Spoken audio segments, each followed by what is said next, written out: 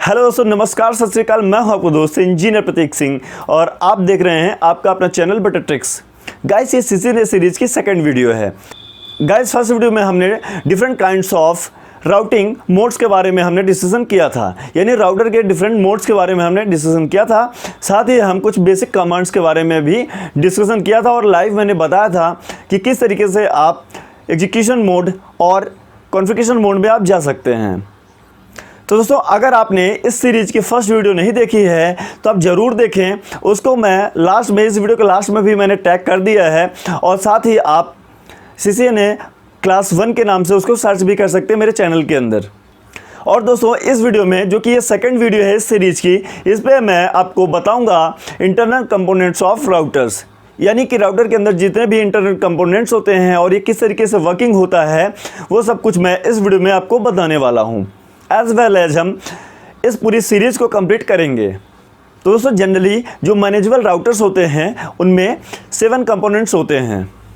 दोस्तों, मैं यहाँ पे आपको बताना चाहूँगा कि मैनेजेबल राउटर वो राउटर होते हैं जिनमें आप कॉन्फ़िगरेशन कर सकते हैं और अनमैनेजेबल राउटर वो होते हैं जिनमें आप कॉन्फ़िगरेशन नहीं कर सकते हैं। ठीक है, उसको आप डायरेक्टली ही यूज कर सकते हैं। बट जो मैनेजेबल राउटर होते हैं उनमें हम अपने हिसाब से कॉन्फ़िगरेशन कर सकते हैं। और अगर हम ऑर्गेनाइजेशन की बात करें तो ऑर्गेनाइजेशन में मैनेजेबल राउटर्स ही यूज होते हैं। दोस्तों, अब अगर हम कंपोनेंट की बात करें तो इसमें जो फर्स्ट कंपोनेंट है किसी भी राउटर में वो होता है CPU। सेकंड है SD RAM, जो कि इसका एज ए रैम वर्क करता है। थर्ड है NVRAM। देन ROM है, यानी रीड ओनली मेमोरी। उसके बाद है iOS, यानी iOS इसका ऑपरेटिंग सिस्टम है। देन iOS चिप है। देन फ्लैश मेमोरी है।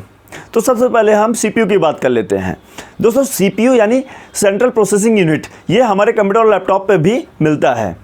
तो दोस्तों, अगर हम CPU की वर्किंग की बात करें और वो भी अगर हम राउटर के केस में बात करें तो ये ऑल कमांड्स को एग्जीक्यूट करने के लिए इसको यूज़ किया जाता है और साथ ही ये सभी प्रोसेस को, सभी भी ऑपरेशंस को ये मैनेज करता है।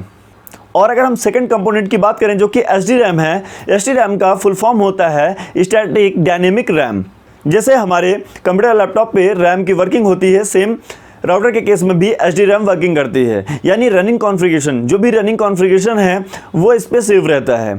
अब क्या होता है गाइस कि जैसे आप अपने कंप्यूटर में कोई भी एक्सेल शीट आप क्रिएट कर रहे हैं, उसको आपने अभी तक हार्ड डिस्क में सेव नहीं किया है।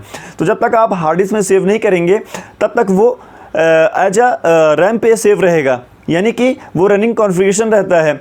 अब उस केस में क्या होगा, अगर आपका सिस्टम पावर ऑफ होता है या रिस्टार्ट हो जाता है तो उस केस में आप अपना डेटा लॉस कर जाएंगे। सेम केस इस पे भी होता है राउटर में। ठीक है, राउटर में अगर आप कुछ भी कॉन्फ़िगरेशन कर रहे हैं और आपने उसको सेव नहीं किया, परमानेंटली इसको सेव नहीं किया है, और जो भी डेटा परमानेंटली सेव नहीं रहता उसको रनिंग कॉन्फ़िगरेशन कहते हैं राउटर के फॉर्म में, राउटर और स्विचेस के फॉर्म में। तो उस केस में हमारा डेटा, अगर हमारा राउटर रिस्टार्ट हो जाता है तो हमारा जो भी कॉन्फ़िगरेशन है सब कुछ लॉस हम कर जाएंगे। ठीक है, तो ये इसका रनिंग कॉन्फ़िगरेशन ही सेव करके रखता है। अब दोस्तों, जो नेक्स्ट है, यानी कि जो थर्ड नंबर में कंपोनेंट्स है वो है NVRAM। ये नॉन वॉलेटाइल होता है। नॉन वॉलेटाइल का मतलब ये है कि इसमें एक्चुअली स्टार्टअप कॉन्फ़िगरेशन हमारा सेव होता है, यानी कि जो परमानेंट कॉन्फ़िगरेशन है उसको हम NVRAM के अंदर ही सेव करके रखते हैं। ठीक है, तो इसको स्टार्टअप कॉन्फ़िगरेशन कहते हैं राउटर और स्विचेस के फॉर्म में। तो ये नॉन वॉलेटाइल होता है। नॉन वॉलेटाइल का मतलब ये है कि अगर हमारा राउटर पावर ऑफ हो जाता है या रिस्टार्ट होता है तब भी हम अपना कॉन्फ़िगरेशन लॉस नहीं करते, यानी हमारा कॉन्फ़िगरेशन परमानेंटली बेसिस पे सेव रहता है NVRAM के अंदर। अब गाइस, नेक्स्ट कंपोनेंट की बात कर लेते हैं, वो है ROM, यानी रीड ओनली मेमोरी। ROM हमारे कंप्यूटर और लैपटॉप पे भी होता है और ये परफॉर्म करता है बूटिंग प्रोसेस को और बूटस्ट्रैप को। आप अगर कंप्यूटर के केस में बात करें तो वहाँ पे भी सेम 2 प्रोसेस कंप्लीट होती हैं इसके अंदर से, और राउटर पे भी ये दोनों ऑपरेशंस कंप्लीट होते हैं। फर्स्ट बूट, सेकंड है बूटस्ट्रैप। बूट एक्चुअली क्या होता है, जब भी हम अपने राउटर को ऑन करते हैं तो उस केस में राउटर कई टेस्टर्स को परफॉर्म करता है। यहाँ पे 14 टेस्टर्स परफॉर्म होते हैं राउटर के अंदर, तो उन सबको मैनेज करता है बूटिंग प्रोसेस के अंदर ही वो सब कुछ मैनेज होते हैं। तो हम अगर बूटिंग और बूटस्ट्रैप के बारे में नेक्स्ट वीडियो में हम इसको ज़्यादा डिटेल से समझेंगे। अब दोस्तों, इसके बाद हम बात करते हैं नेक्स्ट कंपोनेंट की, जो कि है फ्लैश मेमोरी। दोस्तों, फ्लैश मेमोरी का वर्किंग ये है कि वो जो भी राउटर का, यानी राउटर का जो ऑपरेटिंग सिस्टम है और राउटर के ऑपरेटिंग सिस्टम को कहते हैं iOS ऑपरेटिंग सिस्टम। तो iOS जो ऑपरेटिंग सिस्टम है वो इसी फ्लैश मेमोरी के अंदर स्टोर होता है। और दोस्तों जो नेक्स्ट कंपोनेंट है वो है खुद iOS ऑपरेटिंग सिस्टम। जी हाँ, तो जैसा कि मैं पहले ही बता चुका हूँ, ये iOS जो है वो ऑपरेटिंग सिस्टम होता है हमारे राउटर और स्विचेस का, ठीक है। और ऑपरेटिंग सिस्टम, जैसा कि आप सबको पता है कि ऑपरेटिंग सिस्टम ही सारे चीज़ों को परफॉर्म करने के लिए एक प्लेटफॉर्म होता है, चाहे वो हमारे कंप्यूटर लैपटॉप पे हो या हमारे डिफरेंट काइंड्स ऑफ कंपोनेंट्स में, लाइक जैसे हमारे अगर स्विचेस और राउटर्स भी, उस पर भी हमारा ऑपरेटिंग सिस्टम होना बहुत ज़रूरी है, क्योंकि जब ऑपरेटिंग सिस्टम ही नहीं होगा तो हम कुछ भी कमांड एग्जीक्यूट नहीं कर पाएंगे। तो बहुत ही इंपॉर्टेंट पार्ट है ये ऑपरेटिंग सिस्टम, जो कि किसी भी डिवाइसेस का। अब दोस्तों जो नेक्स्ट कंपोनेंट है, और ये चूँकि लास्ट कंपोनेंट भी है, उसका नाम है मिनी iOS चिप।